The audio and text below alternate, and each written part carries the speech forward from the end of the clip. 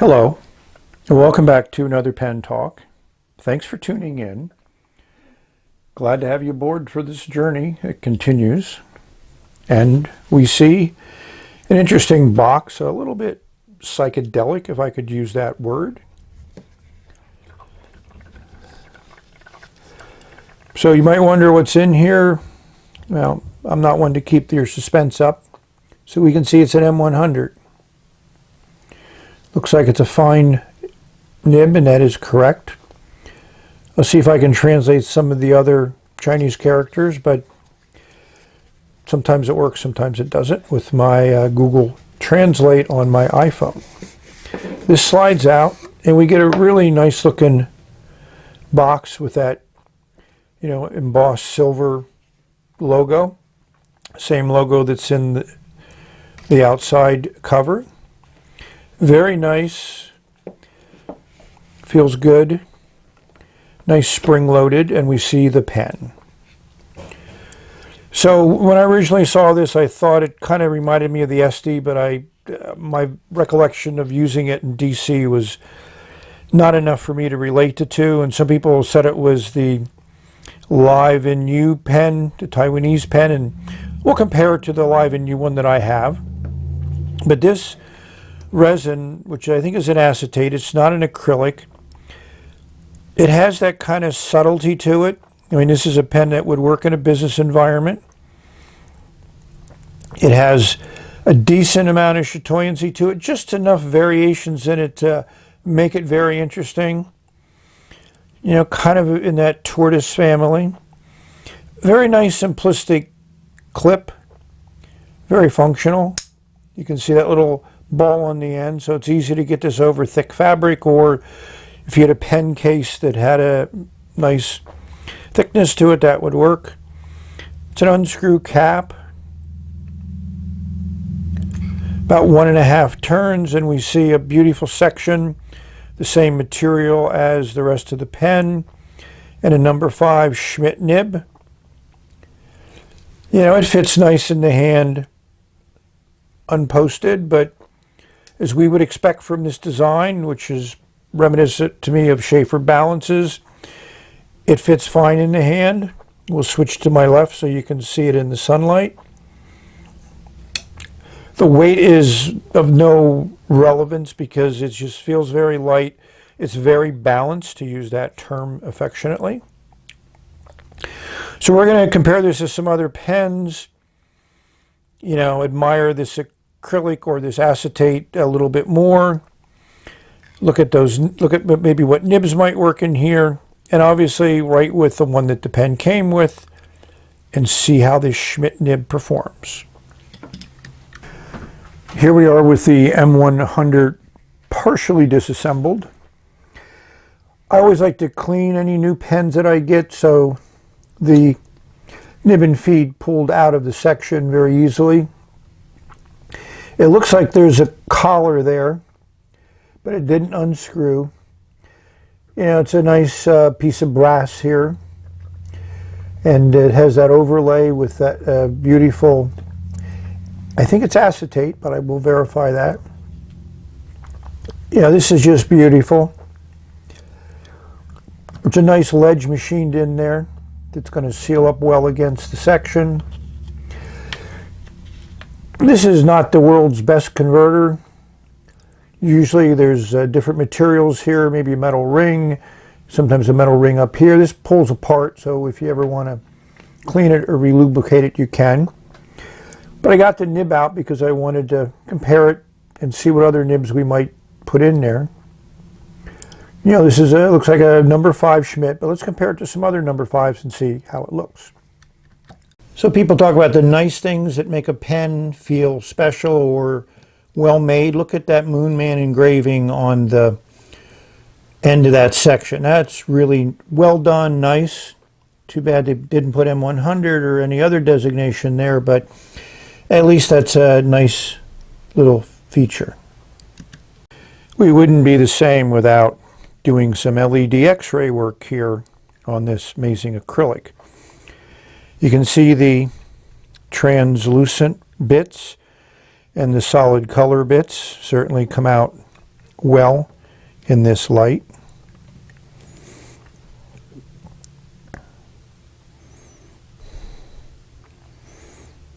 It's a pretty open cap. If you look inside the cap, you'll notice that it's a machined ledge in there, so the section will seal, and it looks like it's pretty tight. Don't know how this clip is attached, but evidently they've figured out a way of doing it without using any type of hardware, at least metal hardware, inside the cap. I brought out some other number 5 nibs to compare to the Schmidt nib that's in the Moonman M100. So here's a Knox nib, number 5. It's in broad. So it looks like that would be an easy replacement. Here's a 1.1 Chinese nib, which I have a number of them, and I've enjoyed them. I put them in my my Leica, my Moonman M1, and a few other ones. It also fits in the Jinhao 992. And just for comparison, here we have a number 2 Waterman vintage nib, which looks like it might fit okay also.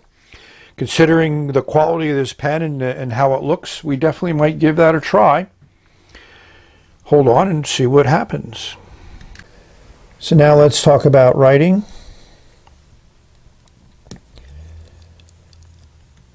You know, it's about 1.5 turns to take the cap off, which is nice. And as I mentioned, it fits well in the hand, unposted. That section is somewhat on the small side. We give you those dimensions.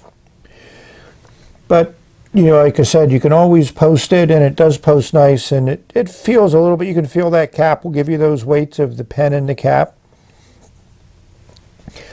So I think I'll prefer to write with this unposted, and it's very light when you do that. So the ink to put in it, I figured I wanted something in the brown family, so I figured Toast sounds brown, which Scribe says is sepia kind of ink. It's pretty dark, but I think maybe you notice a little bit of a color there that you may not have expected. Here's my color card. I think that shows also that not a sepia color that I'm familiar with. There's definitely a plum color kind of in the reddish family. And when you look at the chromatography, you'll see that looks like there's some color, water resistance there, but not much. Flows up here with a interesting gray, but then turns into a very bright red. So, like I said, not a sepia ink that I'm familiar with, but let's see how it looks in the pen.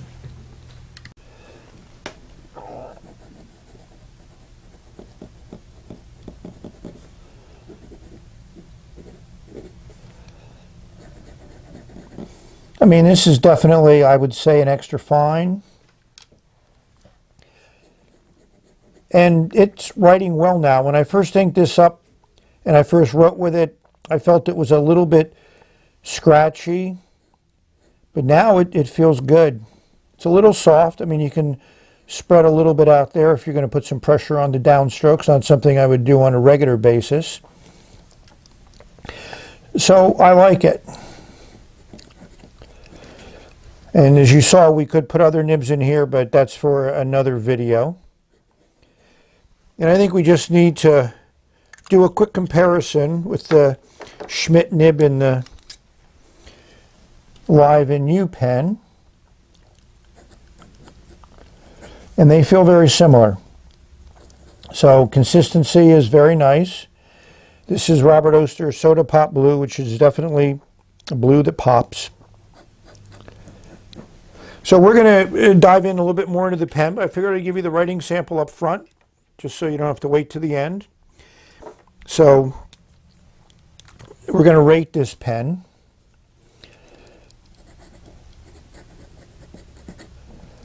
So I'm going to rate it as a 9.1. I'm not going any higher because of the price of the pen. It's not a nib that I particularly like. I mean, it does work well. It's an extra fine. For those people that like extra fine nibs, this might be a fine nib for you. You know, if it had a little bit better nib, a little bit better converter, I would rate it a little bit higher, and the writing experiences would be a little bit more to my liking. But I mean, it is a beautiful pen. It is extremely well made, and it writes fairly well. Oh, you might ask, Chris, do other German nib assemblies fit? Here's a Knox one out of Kara's Customs pen, number 5 nib, and you can see it's longer. The threads are different, the size is different, so certainly the Knox and Schmidt assemblies are not interchangeable. So here's a Delike nib assembly, and again, not compatible, not the same. So there is, at least from this exercise, no consistency among nib assemblies in this number 5 nib family. I just thought I'd give 3 pens a comparison just to take a look at the material. Some people have said the M100 is a cellulose acetate. Could be true. I mean, that material does have a lot of dimension and depth to it. That is, you know, this is nice, but not the same in the Fulawin. And here's the Delike Alpha one that also is a different type of material, but doesn't have that same look. I mean, this is definitely an interesting material that I think is worth the extra price that you pay, but then you get this German nib, and the prices have dropped. So we'll look at those. But, you know, obviously between these 3 pens, this is about $21, the Fuellen, this is about $25, the Moonman, and this is about $30 plus or minus a couple dollars, but you're not going to get this type of material in any other pen. I just kind of feel it, you know, not that I have a reference point, but it kind of has that classy look that you would get in a new Conway Stewart, where these other 2 are nice in their own regards, but certainly not the same. Some have referred to this as an upscale Pen BBS 308. So I don't have any color of resin that really matches what's in the Moonman M100, but I took these 2 as represented. I mean, they have some chatoyancy to them, some depth, but they don't have that sparkle that's in the M100. They're all about the same length. So maybe the Moonman is more similar to the 349, which we'll look at next. So here's the 349, which has that similarity of no finial here, so the clip is just inserted into the cap. But these have cap bands, and again, I don't have any material that is comparable to what's in the M100, but 349 is probably $10 less expensive, and you don't find the variety that you find in the 308/266 Pen BBS. And I felt that this has a metal section like you have in the M100, which precludes using it as an eyedropper. And I don't think it adds that much to the quality of the pen, but it is a different look. And you also have your gold clip, which is not common on the Pen BBS models, but can be found occasionally. So both of these post about the same. I wouldn't call them the most secure posting pens, but they do post a little bit of effort. You may have to worry about scratching the plastic, but, you know, if you need to post, you need to post. They don't require posting because they fit well in the hand without it. I think what's more interesting is when you look at the business end, the Pen BBS has a number 6 nib, which is quite a bit bigger than the number 5 on the M100. And that's, to me, a big difference. The section's a little bit bigger on the Pen BBS and also bigger on the other model, the 308/266. So this section is a little bit on the small side, but then I think that is encompassing what the nib size there. But for those of you who like a big nib, the M100 is probably not your cup of tea. And again, you can see that metal band there that delineates the metal pieces in the section. The other pen that people have compared the M100 to is the Live in U, which I have an example here. Other than the fact that no cap band in the way the cap is designed with the clip, that's pretty much what they share in common. The Live and U is a smaller pen. It also has a number 5 nib in it. Much pointier at the ends. A much smaller pen in the hand. And I feel that as the M100 is, that's about as small as I'm comfortable with. I mean, the Live and U is definitely a very, very pretty pen. And that's one of the things that they do have excellent acrylics there. And here's a Schaefer balance just to put things in perspective. As you can see, that shape is very reminiscent. But to me, that's kind of like a universal shape. And that's just a green stripe there. And this is nothing special from a Schaefer balance. I'd say that's about average. You know, they make them smaller, they make them larger. But I think that fits in to that same kind of shape and design that's exhibited by the Live and U and the M100. But the M100 colors and acrylics are definitely superior in my mind. And also the Live and U is going to cost you north of $50, at least everything I've ever seen. So you got a similar type of pen with nicer acrylics maybe, depending upon your view, because that's kind of a personal opinion. But both of these are excellent looking pens, but I like the size of the M100 over the Live and U. Well, here they are posted, and they are very similar in size posted. And they post all about the same. I mean, the cap does stay there, but they all can be used unposted. Let's look at the business end. I mean, all these three have a similar size nib, about a number 5. You definitely see the similarities in the Schmidt nibs between the Live and U and the M100. And of course, the Schaefer has your excellent vintage nib, two-tone. The section on the Schaefer is much smaller, but you can see how narrow the Live and U section gets compared to the M100, and that's why I prefer, from the way I enjoy holding a pen and writing with a pen, the M100 is definitely a more ergonomic from the section perspective.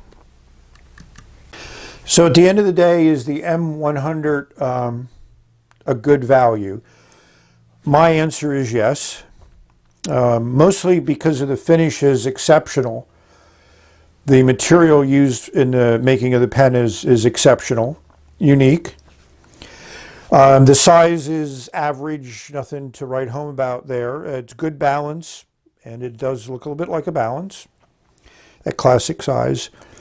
And it is different, and my guess is these pens will disappear fairly quickly. I already noticed some of the eBay auctions that certain colors are sold out.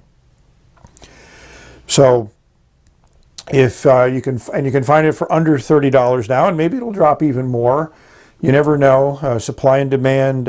Who knows how many of these pens are eventually going to be available. So we've reached the end of this video. Hopefully you've enjoyed a little bit of a change up in my normal videos. So thank you very much for watching. I think this is a pen that's gotten a lot of interest, so hopefully I've been able to satisfy your questions and give you an idea whether this is a pen that you might like to write with. So I hope everybody has some excellent, great pen experiences, enjoys putting ink on paper, because that's what they're all about. So we've reached the end of this video. Until the next one, bye for now. This ink is starting to grow on me.